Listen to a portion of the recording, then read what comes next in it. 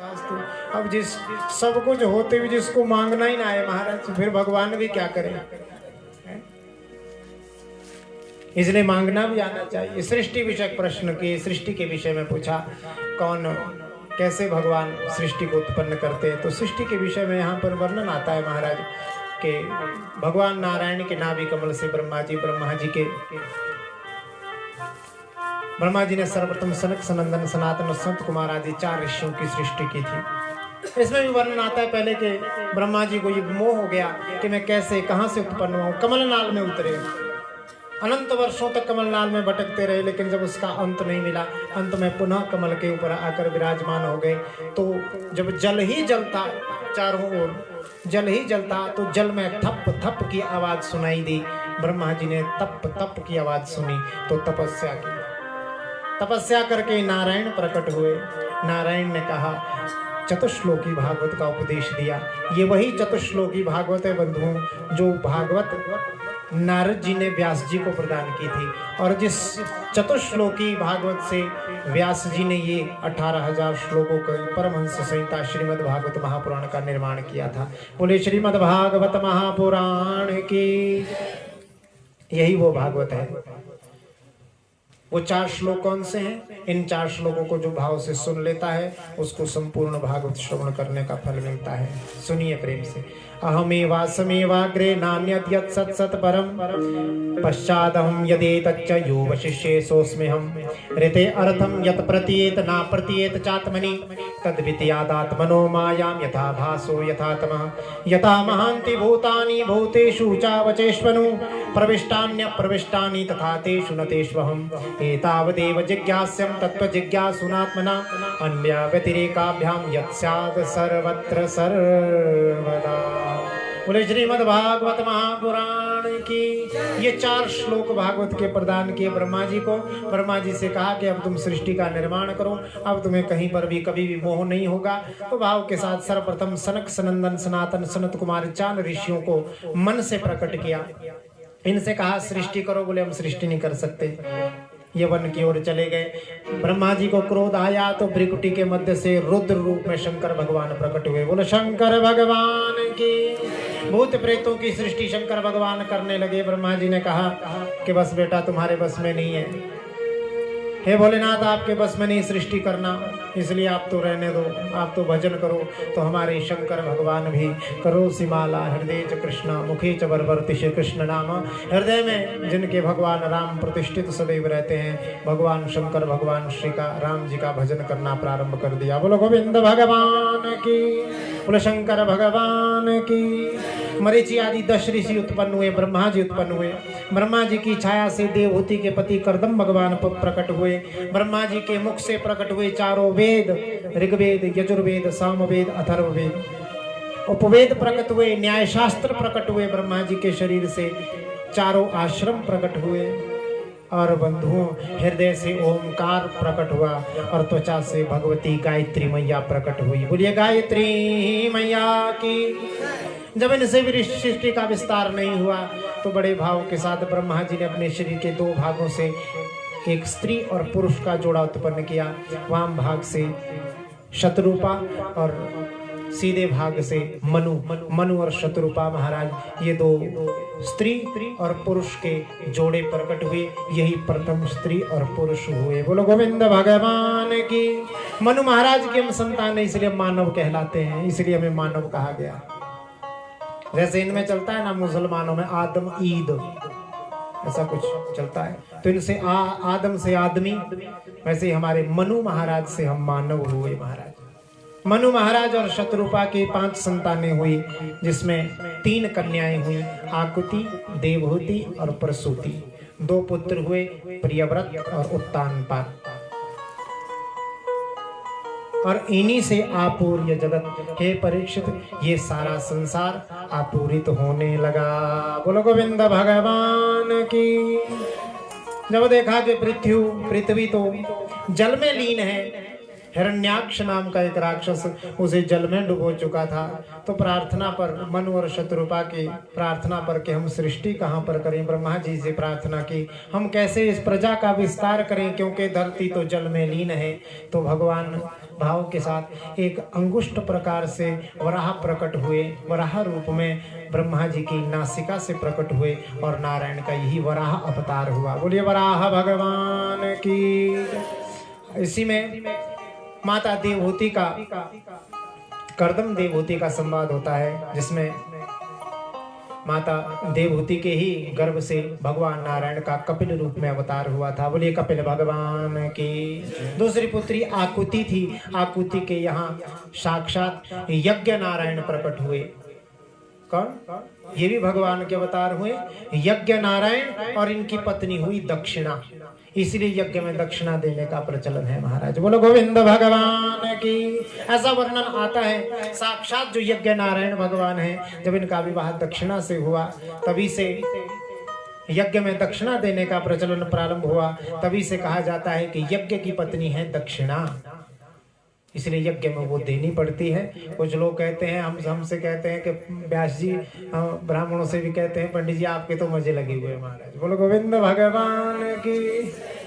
तो हम कहते हैं भैया हमने तो किसी से कहा नहीं कि हमें बुलाया जाए, या हमने किसी से कहा कि हमें दक्षिणा दीजिए, लेकिन ये शास्त्रों का कुछ ऐसा नियम है जिसके कारण यज्ञ पूर्ण नहीं होता है। तो भाव के साथ है। उसी प्रकार इसमें कर्दम देवहूति की जो 9 कन्याएं हैं, इसमें भी वर्णन आता है, जिसमें धर्म की पत्नी मूर्ति के गर्भ से साक्षात नर नारायण का अवतार हुआ था, जो आज भी बद्री विशाल में विराजमान है महाराज। बोले नर नारायण भगवान की। और मनु महाराज की सबसे छोटी पुत्री प्रसूति जी, इनकी एक पुत्री, इनका विवाह प्रजापति दक्ष से हुआ था। प्रजापति दक्ष के यहाँ उनकी सबसे छोटी कन्या माता सती थी। माता सती का विवाह भगवान शंकर से हुआ। लेकिन हे परीक्षित, शंकर भगवान से यह दक्ष द्रोह करता था, विद्रोह करता था, उनसे द्वेष करता था। इसलिए सती देवी ने, भगवती सती देवी ने दक्ष के यज्ञ में ही, उस दक्ष ने एक यज्ञ रचा जो भगवान शंकर को नीचा दिखाने के लिए था। उस यज्ञ को जैसे ही रखा कनखल में, तो माता सती वहां पर गई अपने पिता को मनाने। लेकिन वहां पर जब शंकर भगवान का कोई भी स्थान नहीं देखा, और शंकर भगवान का कोई भी, किसी भी प्रकार का कोई भाव नहीं देखा, तो माता सती के हृदय में क्रोध उत्पन्न हो गया, और अपने ही शरीर से माता सती ने अग्नि को प्रकट किया। और अग्नि को प्रकट करने के पश्चात माता सती की देह उस प्रजापति दक्ष के यज्ञ में समाप्त हो गई। बोलो गोविंद भगवान की। भगवान शंकर ने वीरभद्र रूप में और भद्रकाली रूप में प्रजापति दक्ष के यज्ञ को समाप्त करने के लिए वीरभद्र और भद्रकाली को भेजा। और उस यज्ञ को समाप्त करके, ऐसा वर्णन आता है भागवत जी में कि वीरभद्र ने दक्ष का सिर काटा नहीं, ऐसे सिर पकड़ा और उसे ऐसे मरोड़ दिया और उसके शरीर से दक्ष का सर ऐसे निकाल दिया जैसे पपीते के वृक्ष से कोई पपीता निकाल लेता है। बोलो गोविंद भगवान की। और उस यज्ञ में जाकर उस दक्ष के धड़ को स्वाहा कर दिया। अन्य पुराणों में वर्णन आता है, भागवत में तो ऐसा वर्णन है नहीं, कि भगवान शंकर माता सती की देह को उठाकर त्रिलोक में भ्रमण करने लगे। लेकिन भागवत में ऐसा कोई वर्णन नहीं आता। अन्य पुराणों में, शिव पुराण आदि, देवी भागवत आदि में सब वर्णन आता है। भगवान विष्णु ने माता सती के शरीर को खंड खंड किया, और जहां जहां पर भी माता सती के वो अंग गिरे, उन स्थानों पर क्या बने? नैन तेरे मां नैना देवी, चरण तेरे मां चिंतपूर्णी, धड़ तेरा मां जिले कांगड़े, जोता जगदिया ज्वालामुखी। धड़ तेरा मां जिले कांगड़े, जोता जगदिया ज्वालामुखी। नैन तेरे मां नैना देवी, तेरे मां नैना देवी, चरण तेरे मां चिंतपूर्णी, चरण तेरे मां चिंतपूर्णी, धड़ तेरा मां जिले कांगड़े, जोता जगदिया ज्वालामुखी। धड़ तेरा मां जिले कांगड़े, जोता जगदिया ज्वालामुखी। जय हो मैया। भाव के साथ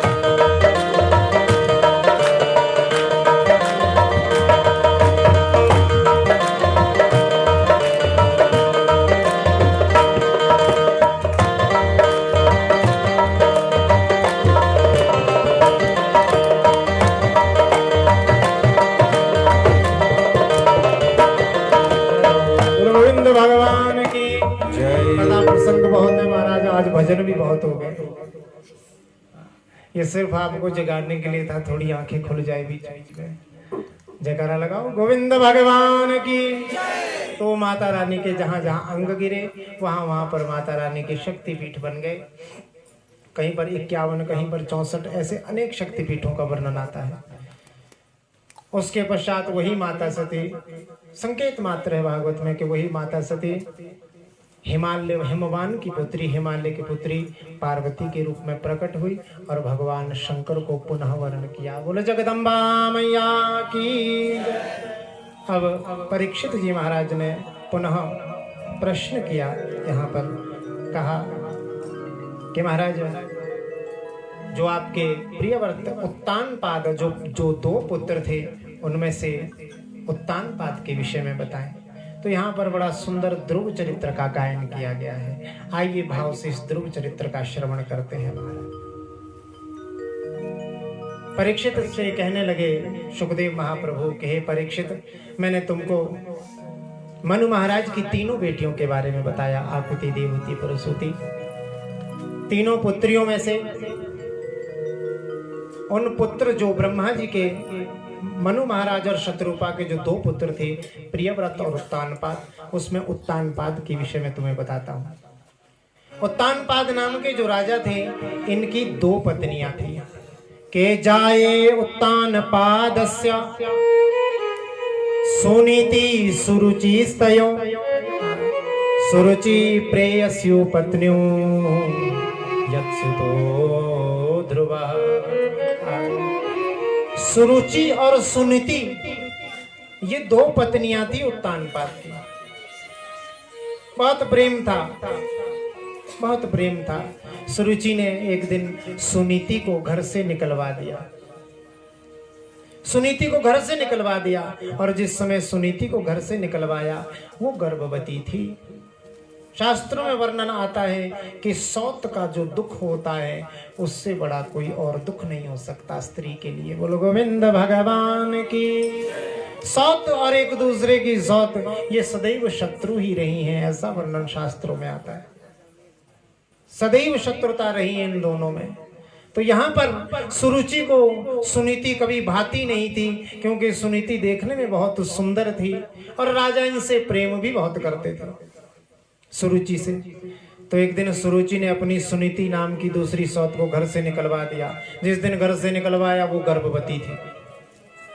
महल से दूर, जहां से महल दिखता था, वहीं पर कदली वन में झोंपड़ी बनाकर ये रहने लगी। समय आने पर सुनीति के एक सुंदर पुत्र उत्पन्न हुआ। उस पुत्र को उत्पन्न करके प्रतिदिन जाती है सुनीति, संतों के आश्रमों में जाती, वहां पर भगवान की कथाएं सुनती, अनेक प्रकार से कथाएं सुनती और अपने पुत्र को गुणवान, बुद्धिवान और अनेक प्रकार के संस्कार प्रदान करती। और शास्त्र भी यही कहता है, बंधुओं के होनहार वीरवान के होत लखत चिकने पात। जो होनहार होता है ना महाराज, होनहार वृक्ष होता है, उसके पत्ते सदैव चिकने होते हैं महाराज। सुनीति ने सोचा कि मैं अपने बच्चे को तेजस्वी, तपस्वी, मनस्वी बनाऊंगी। मन में ये ठान ली। माताएं बहनें ध्यान से सुनना बात को। माता चाहे तो अपने बच्चे को ध्रुव और प्रहलाद की तरह बनाए, और माताएं ही बना सकती अपने बच्चों को चोर, डाकू, लुटेरा। ये माताओं के ही हाथ में हमारा। इसलिए आज इसने सोचा कि मैं अपने बच्चे को खूब होनहार बनाऊंगी, गुणवान बनाऊंगी, संसार में मेरे बेटे का नाम हो, मैं अपनी संतान का पालन पोषण ऐसे करूंगी। प्रतिदिन जाती, संतों की सेवा करती, अपने पुत्र को ले जाती। बड़ा हुआ, नाम रखा ध्रुव। ध्रुव का अर्थ जो अटल होता है, जो पक्का होता है, अपनी वाणी का भी, अपने कर्म का भी और अपने वचन का भी जो ध्रुव होता है, दृढ़ता से जो पालन करता है, वही ध्रुव होता है। खूब कथाएं सुनती, सुनाते। एक दिन संत बहुत प्रसन्न हुए सुनीति के ऊपर और सुनीति से कहा, सुनीति, हम तुम्हारी सेवा से, शुश्रूषा से बहुत प्रसन्न हैं।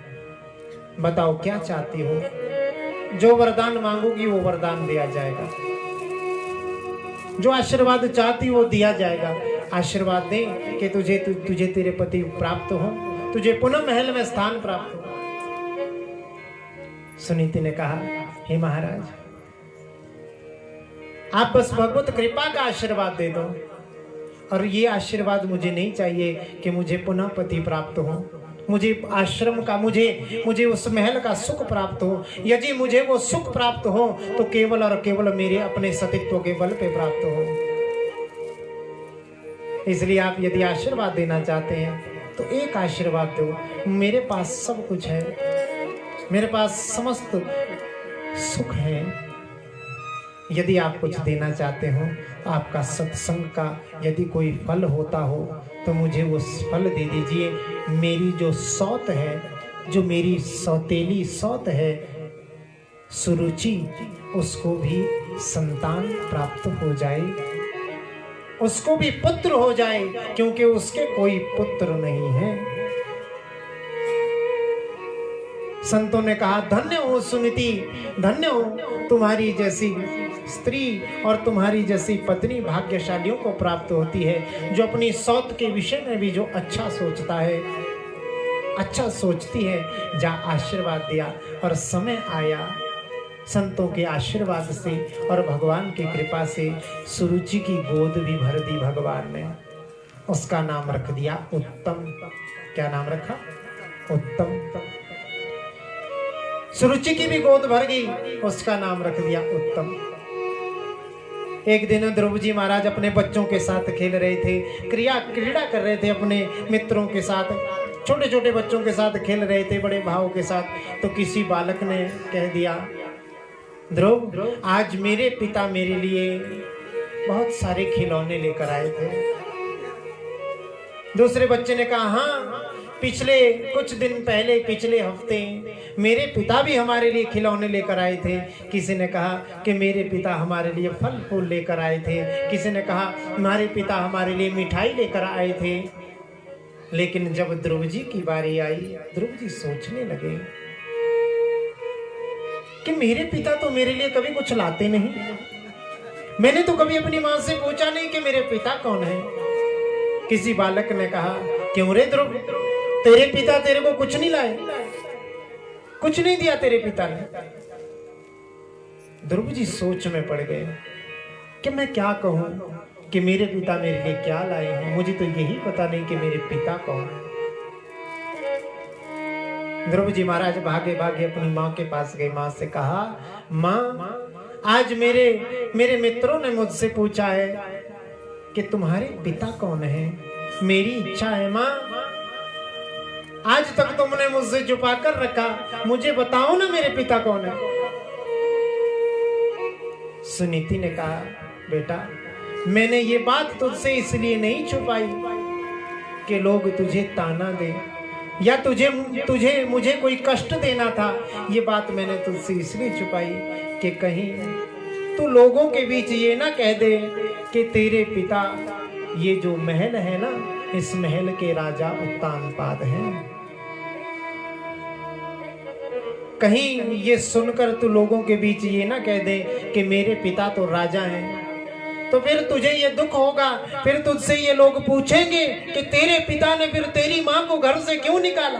फिर तू क्या जवाब देता पुत्र? इसलिए पुत्र, तेरे पिता ये उत्तानपाद हैं, पर कभी किसी से कहना नहीं, वरना तुझे इस बात का भी उत्तर देना पड़ेगा कि तेरे पिता ने तेरी माता को घर से निकाल रखा है। बोलो गोविंद भगवान की। अभी आयु ही क्या थी इस बालक की, मन में ये सोच लिया कि आज मैं अपने पिता के दर्शन करने जाऊंगा।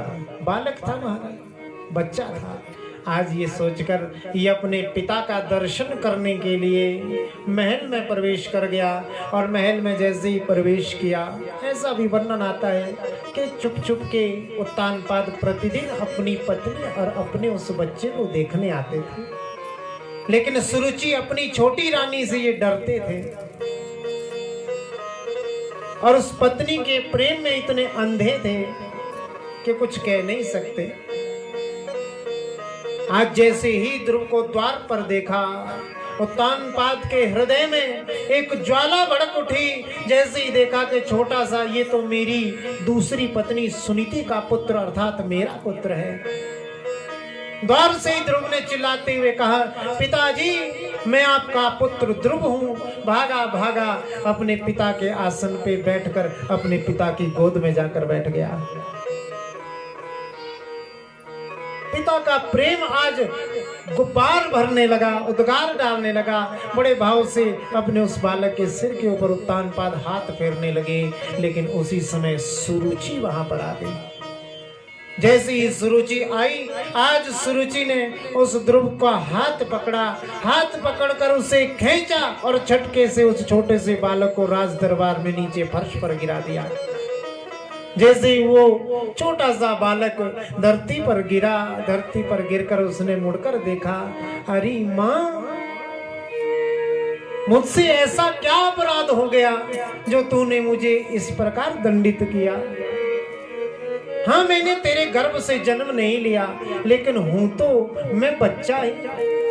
तुम भी मेरी पिता की पत्नी हो और मेरी माता भी मेरे पिता की पत्नी है। इस रिश्ते से तुम भी मेरी माता हो। तो क्या कोई माता अपनी संतान के साथ ऐसा व्यवहार करता है क्या? मैंने ऐसा क्या कर दिया? सुरुचि कहने लगी, तो इस आसन पर बैठने के योग्य नहीं है, तो इस आसन पर नहीं बैठ नहीं सकता, और ये गोदी भी तेरे लायक नहीं है। इस पे तो यदि कोई शोभा पा रहा है तो वो मेरा बालक उत्तम शोभा पा रहा है। ध्रुव जी की महाराज की आंखों से आंसू झरझर बहने लगे और कहने लगे, अरे मैया ऐसा भेदभाव क्यों करती है मेरे साथ? बता मुझे इस आसन पर बैठने के लिए क्या करना पड़ेगा? ऐसा क्या करूं कि मुझे पिता की गोदी भी प्राप्त हो और मुझे ये आसन भी प्राप्त हो? तो आज सुरुचि ने जो कहा, ध्रुव के हृदय पर वो बैठ गया। इसलिए कहते हैं बंधुओं कि बच्चों के सामने कोई ऐसी बात, ऐसी हरकत करनी नहीं चाहिए जिसका दुष्प्रभाव बालक के हृदय पर पड़े। हमेशा बच्चों के सामने ऐसी बातें करो, ऐसा व्यवहार करो कि बच्चा उसे सीखकर आपको दुआएं दे, आने वाले समय पर उसे कुछ शिक्षा मिले। तो आज सुरुचि ने कहा कि दुर्लभ है ते मनोरथा, ये तेरा मनोरथ दुर्लभ है, तो इस शासन पर बैठने योग्य नहीं है। यदि तुझे इस शासन पर बैठना है तो उसके लिए क्या करना होगा कि तपसाराध्य पुरुषम तस्यैवानुग्रहेण में गर्भे तुम साधयात्मानं यदिच्छसे नृपासनम। यदि बालक तुझे इस आसन पर बैठना है, यदि तुझे इच्छा है कि इस आसन पर बैठे, तो उसके लिए तपसाराध्यम पुरुषम, तू तपस्या कर और आराधना कर उस परम पिता परमेश्वर की। तब जब कभी वो तुझे दर्शन देंगे, तस्यैव अनुग्रहेण, जब कभी तुझ पर उनका अनुग्रह हो गया तो उनसे मांगना क्या? उनसे मांगना कि मुझे सुरुचि के गर्भ से जन्म मिले। उनसे ये मांगना कि तू मेरा बेटा बनकर आए, तब तू इस आसन पर बैठ सकता है। तूने सुनीति के गर्भ से जन्म लिया है, इसलिए तू इस आसन पर बैठने के योग्य नहीं है। तेरी माँ दुर्भागी है, दुर्भगी है। तूने ऐसी दुर्भागी के उदर से जन्म लिया है जो इस आसन पर तेरे बैठने योग्य नहीं है। जैसे ही ये कहा, मानो कटार सी चल गई ध्रुव जी के हृदय पर। रोते हुए भी जा रहे हैं और क्रोध भी कर रहे हैं। जैसे चोट खाया हुआ सर्प फुफकारता है, ऐसे फुफकारा मारते हुए आज भागे भागे ये अपनी माता के पास पहुंचे के मातु सपत्न्या सदरुक्ति विद्धा श्वसन रुषा दंड हतो यथा ही हेत्वा मिशंतम पितरम सन्नवाचम जगाम मातु प्ररुदन सकाशम। रो भी रहे हैं और जैसे डंडा खाया हुआ सर्प फुफकारता है, ऐसे फुफकारे मारते हुए अपनी माता, सौतेली माता की दुरुक्ति को सुनकर, गालियों को सुनकर अपनी माता के पास पहुंचे और माता से कहने लगे, माँ क्या तू वास्तव में दुर्भागी है? वास्तव में दुर्भागी है तू? क्यों बेटा, क्या हुआ? ध्रुव जी ने कहा, माँ मैं गया था अपने पिता के दर्शन करने, तो मेरी सौतेली माँ ने पकड़कर मुझे खींचकर धरती पर गिरा दिया। मुझे इस बात का दुख नहीं हुआ माँ कि उसने पकड़ के मुझे खींचकर घसीट कर फेंका, पर इस बात का मुझे दुख हुआ कि उसने तुझे दुर्भागी कहा, दुर्भगी कहा, दुर्भगी कहा। सुनीति ने कहा, ठीक कहा तेरी माँ ने, तेरी सौतेली मैया ने दुर्भागी कहा, ये ठीक कहा। इससे बड़ा क्या दुर्भाग्य होगा मेरे लिए कि मेरे पति ने मेरा परित्याग कर दिया। हाँ हूं मैं दुर्भागी, लेकिन सौभाग्य ये है मेरे बेटे कि तू मेरी संतान है। मैंने तुझसे मना की थी कि वहां मत जाना, तेरा अपमान होगा। अपमानित होकर आ गया ना। के मां मंगलम तात परेषु मस्तां भुक्ते जनो यत पर दुख दुःखस्ततः सत्यम सुरुच्याभिवितं भवान् मे यत् दुर्भगाया उदरे गृहीता। ठीक कहा उसने कि तूने दुर्भागी के हृदय गर्भ से जन्म लिया है। इससे बड़ा दुर्भाग्य मेरे लिए क्या होगा। और क्या कहा तेरी माँ ने, सौतेली माँ ने? अब जब तू गया ही था तो वहां की सारी बात बता, क्या कहा तेरी माँ ने? मैंने कहा, माँ एक तो उसने मुझे आपको दुर्भागी कहा, और उसने कहा कि यदि तुझे शासन पर बैठना है, पिता की गोद में बैठना है, उसके लिए तुझे मेरे गर्भ से जन्म लेना पड़ेगा और भगवान की उपासना करनी पड़ेगी। बोलो गोविंद भगवान की जय। बेटा एक बात तेरी माँ ने, सौतेली माँ ने बहुत ठीक की। अरे यदि कोई उनकी उपासना कर ले, उस परम पुरुष की कोई साधना कर ले, तो ये आसन क्या, भगवान वो आसन प्रदान करते हैं जो योगी नाम अप्यगम्य, जो योगियों को भी प्राप्त नहीं होता। हाँ ये तेरी सौतेली माँ ने बात ठीक नहीं की कि मेरे गर्भ से तेरा जन्म हो। सुरुचि ने वहां पर दो का अपमान कर दिया बंधुओं, भक्त का भी अपमान किया और भगवान का भी अपमान किया। भक्त का अपमान कैसे किया? घसीट कर फेंक दिया। और भगवान का अपमान किया कैसे? अपने गर्भ को भगवान से भी ऊंचा बता दिया। बोलो गोविंद भगवान की। माँ तो वो भगवान कहाँ रहते हैं? मैं उनसे मिलना चाहता हूँ। ऐसा कौन सा स्थान है जहां पर वो मुझे मिलेंगे? माँ कहने लगी, बेटा भगवान तो तपस्या से ही मिलते हैं, और भगवान तो हर जगह मेरे बेटे, हरि व्यापक सर्वत्र समाना, प्रेम ते प्रगति होई मैं जाना। ये जब कहा, ये उपदेश ध्रुव जी महाराज को उनकी माता ने प्रदान किया, तो रात्रि में ही माता को प्रणाम किया और रात्रि में ही वन की ओर निकल गए महाराज। भगवान की ओर जाओ, भक्तों की ओर जाओ तो गुरु अवश्य मिलते हैं। जुए खाने की ओर जाएंगे तो जुआरी मिलेंगे, शराबियों के साथ रहोगे तो शराब खाने की ओर जाओगे तो शराबी मिलेंगे, भगवान की ओर जाओ तो गुरु मिलेंगे महाराज। और हे परीक्षित, वो कुल पवित्र हो जाता है। के कुलम पवित्रम जननी कृतार्था वसुंधरा पुण्यवती च तेना अपार संवित सुख सागरेस्मिन् लीनं परे ब्रह्मणि यस्य चित्तः। हे परीक्षित, जिस कुल में वो कुल पवित्र हो जाता है, वो जननी भी धन्य हो जाती है, कृतार्थ हो जाती है, और वो धरती भी पुण्यवती हो जाती है। वसुंधरा पुण्यवती च तेना, वो धरती भी पवित्र हो जाती है। अपार संसित सुख सागर यस्मिन् लीनम परे ब्रह्मणि यस्य चित्तः, जिसके घर में ऐसी संतान होती है जो भगवान की ओर जा रही हो महाराज। ध्रुव जी आज वन की ओर जा रहे हैं और मार्ग में नारद जी मिल गए महाराज। जैसे ही नारद जी ने देखा कितना अपन